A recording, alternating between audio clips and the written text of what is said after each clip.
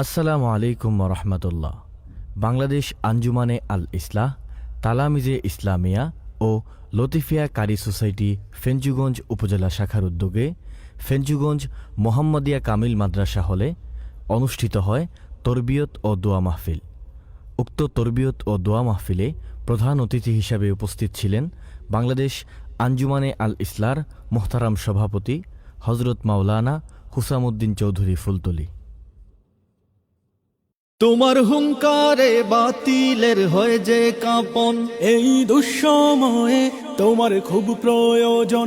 তোমার হুঙ্কারে বাতিলের হয়ে যে কাঁপন, এই দুঃসময়ে তোমার খুব প্রয়োজন।